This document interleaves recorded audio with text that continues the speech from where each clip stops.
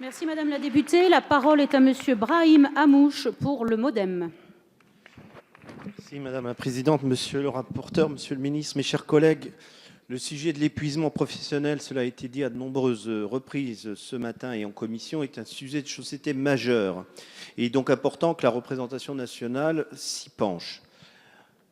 Mais finalement, qu'est-ce que le burn-out? Une forme de stress, une souffrance au travail, un syndrome témoignant d'un épuisement psychique et physique, un mal-être au travail, une détresse face aux injonctions paradoxales de nos organisations de travail. Il s'agit probablement un peu de tout cela.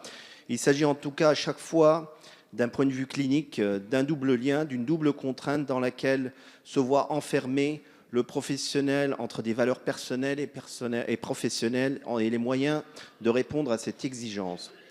D'où la difficulté de le caractériser précisément et d'en donner une définition consensuelle, d'où la difficulté d'établir un lien de causalité ou d'imputabilité essentiel et direct entre le travail et les troubles constatés. Les données épidémiologiques de votre rapport, qui les soulignent d'ailleurs, sont malheureusement très insuffisantes en France.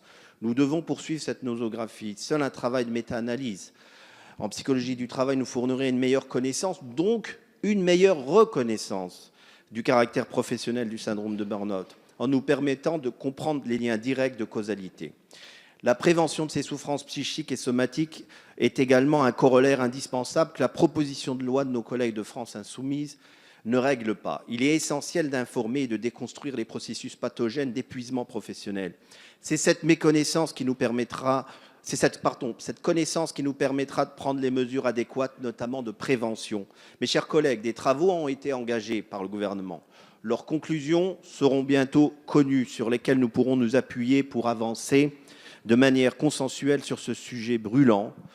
C'est pourquoi le groupe MoDem, dans cette attente, votera en faveur de cette motion de rejet. Je vous remercie.